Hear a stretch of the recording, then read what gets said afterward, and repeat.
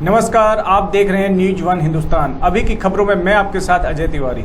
रायबरेली में पुरानी रंजिश को लेकर बेखौफ दबंगों ने बाइक सवार युवक पर बम से किया हमला। बम के हमले में घायल होने के बाद दबंगों ने युवक की लाठी डंडों से जमकर की पिटाई।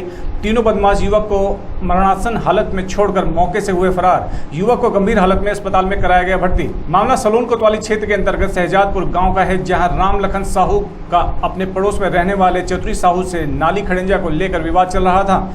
राम लखन साहू का लड़का सचिन साहू निमंत्रण से वापस आ रहा था, तभी रास्ते में मुकेश साहू व अमन ने उस पर बम से हमला कर दिया। अचानक हुए हमले से सचिन साहू घायल होकर वहीं जमीन पर गिर पड़ा। इसके बाद बेखौफ दबंगों ने उसकी लाठी डंडों से जमकर पिटाई शुरू कर दी और मरणासन हालत में छोड़कर मौके से फरार हो गए। स्थानीय लोगों की मदद से घायल को इलाज के लिए नजदीकी स्वास्थ्य केंद्र ले जाया गया। वहाँ पीड़ित के पिता ने चतुरी साहू, मुकेश साहू व अमन को नामजद करते हुए मुकदमा दर्ज कराया है। पुलिस ने फरार तीनों हमलावरों की तलाश शुरू कर दी है। घटना हुई वो चतुरी साहू के यहाँ राखे 1.5 महीना से राखे रहे हैं और प्रतापगढ़ के रहने वाले। और हमारे लड़के को पहले तो बुलाया कि यहाँ अबे यहाँ आओ। जब वो नहीं गया तो जो है कि उसका कोई यहाँ पैर पकड़ के खींचता रहा, कोई टाइम हाथ पकड़ के। तो जब चिल्लान है तो सुशील मौर्य की औरत दौड़ी है तो डंडा लेकर तो ये भाग के तखत पे उसके चला गया बरामदे में। तो जो है कि जब वो डंडा लेके दौड़ी है तो कि बचा, हमारा बच्चा चिल्लाना कि हमको बचा लो बचा लो। जब वो डंडा लेके दौड़ी है तो फिर वो बम खींच के 3 गोला मारा सचिन साहू के, हमारे बच्चे की। शिकायत किया है, कोई सुनवाई नहीं हो रही। उसको खिल्ली उड़ा रहे हैं, मजाक मान रहे हैं कि बम बम बम वाला केस, बम वाला केस। वो चतुरी साहू का लड़का गया है और जो फरार है वो नहीं मिला। रायबरेली से वैभव सोनकर की report.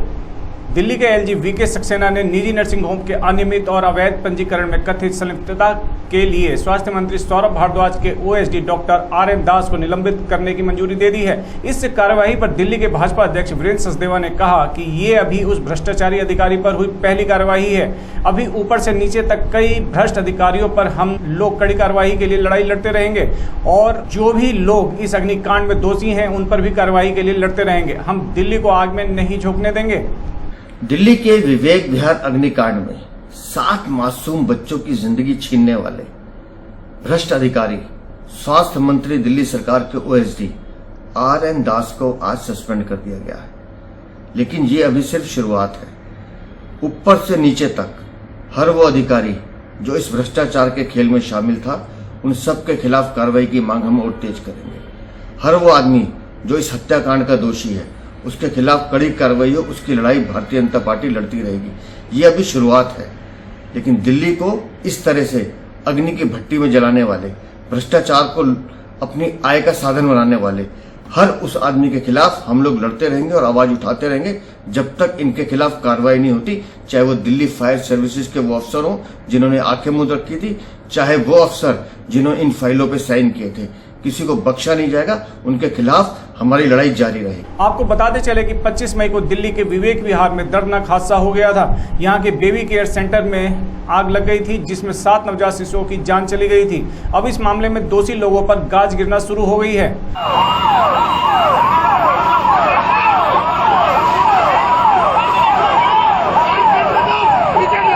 Bureau report, news one Hindustan, Delhi. Jhansi के सिबरी बाजार थाना क्षेत्र अंतर्गत ग्राम मथनपुरा के प्रधान के द्वारा आज गांव की ही कुछ महिलाओं को उनके घर में घुस के मारपीट करने और छेड़छाड़ करने का आरोप लगा है।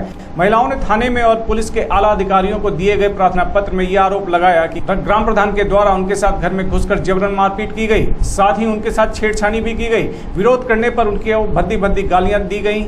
पूरा गांव इस सारी घटना का साक्ष्य है। पीड़ित महिलाओं का कहना है कि दबंग प्रधान के द्वारा आए दिन गांव में किसी न किसी के साथ मारपीट की घटना आम हो चली है। इसलिए दबंग प्रधान के ऊपर जल्द से जल्द सबसे सख्त कार्रवाई होनी चाहिए। वहीं पुलिस के आला अधिकारियों का कहना है कि दोनों पक्षों की तहरीर प्राप्त हो गई है और मामले को गंभीरता से जांच कराई जा रही है। जांच में जो भी लोग दोषी पाए जाएंगे उनके खिलाफ कार्यवाही की जाएगी। ये मथनपुरा है और सतीश प्रधान ने और उस सोनू ने, उसके भांजा है और वो राजश्री ने हम सबको मारा है सर। हाँ, और रोड पे भी घर से खींच के इधर से खींच के ले आया और इधर रोड पे हम लोगों को घुमा घुमा के हाथ से पटका है, फिर मारा है। सब लोगों देख रहे थे, उनसे भी पूछ लो। नहीं, मेरे पति भी नहीं थे। मेरे पति बचाने आए बाहर आए तो उसने एक चाटा पति को भी मारा। कंप्लेन की सर, लेकिन अभी पता नहीं है, कोई इंक्वायरी के लिए नहीं आया, कोई सुनाई नहीं हुई। सतीश प्रधान ने पता नहीं है सर, हम तो बस उधर बैठे थे और बातें हो रही थी तो हमने इतने कहा कि सर इस बेचारी औरत को गाय ना कुचर दे, तो उसकी मम्मी लड़ने लगी हमसे, झगड़ा करने लगी। और सुबह सतीश प्रधान आया हमारे द्वारे, अंदर से खींच के ले आया और यहाँ रास्ता में हम लोगों को मारा। बहन को मारा, हमारी को, और हमको मारा, हमारे देवर को भी मारा। अच्छा, और हम पति हते नहीं हते, काम पे गए थे सर। पुलिस में शिकायत की आप? हाँ से कई दरखास्त दी, अब कार्रवाई कर दी, लेकिन अभी कोई नहीं आया, सुनाई हो जाए थी। झांसी से पंकज रावत की रिपोर्ट। राजधानी दिल्ली में शाम के करीब आसपास मौसम बदल गया, तेज हवाएं चलने लगी। इस अचानक बदलाव की गंभीरता से अनजान स्कूल से यमुना की तरफ आ रहे 2 स्कूटी सवारों पर एक पेड़ गिर गया, जिससे एक स्कूटी सवार की मौके पर ही मौत हो गई और दूसरा बुरी तरह घायल हो गया। यह पूरी घटना अलीपुर थाना अंतर्गत हिरन की पुस्तक पर हुई। आपको बता दें, पुस्तक पर दूर दूर तक बड़े बड़े पेड़ खड़े हैं, जिनके तने बिल्कुल गले हुए हैं और कुछ जले हुए हैं, क्योंकि पेड़ों के नीचे घास होने की वजह से उनमें आग लगा दी जाती है, जिसकी वजह से पेड़ों के तने बिल्कुल खोखले हो गए। इसमें वन विभाग की बड़ी लापरवाही मानी जा रही है, क्योंकि बेहद कमजोर तने वाले पेड़ हवा के झोंके से टूटकर स्कूटी सवारों पर जा गिरा। मामले की जानकारी दिल्ली पुलिस को दी गई, जिसके बाद दिल्ली पुलिस की टीम, दिल्ली फायर सर्विस और दिल्ली ट्रैफिक पुलिस की टीम मौके पर पहुंची। पूरे मामले की जांच की जा रही है। फिलहाल सबको कब्जे में लेकर बालीपुर थाना पुलिस की टीम मामले की जांच पड़ताल कर रही है। गंभीर रूप से घायल युवक को अस्पताल में भर्ती कराया गया है।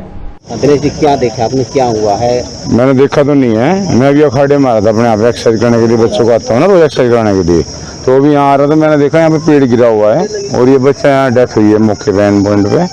और ये पेड़ जो है यहाँ पे गड़े हुए हैं, हमने कई बार देखा भी हुआ है और हमने कई बार कहा भी है लोगों से, इनसे हमने पर कंप्लेंट नहीं कर पाया अभी हम। अब आज ये मौके पे हो गया, देख लो कैसे हो रहा है। यहाँ आग भी लगी हुई है, यहाँ पे क्या नाम है, कई बार आग लगी हुई है, सारे पेड़ जड़े हुए हैं नीचे से और गले भी हुए हैं। बहुत से पेड़ गिर सकते हैं अभी और भी, यहाँ पे डर ही बना रहता है यहाँ पे। और वन विभाग वाले कोई भी हैं जानकारी ढंग से ना तो कोई सूद लेते यहाँ पे, क्या है ना कोई जानकारी लेते, ऐसे कोई मर जाए जान खतरे में है सबकी यहाँ पे। दिल्ली से प्रदीप सिंह उज्जैन की रिपोर्ट। पूर्व केंद्रीय मंत्री और कांग्रेस नेता मणिशंकर अय्यर विवादित बयानों को लेकर चर्चा में बने रहते हैं। पूर्व केंद्रीय मंत्री और कांग्रेस नेता मणिशंकर अय्यर ने 1962 में चीनी आक्रमण के लिए गलती से कथित शब्द का इस्तेमाल किया।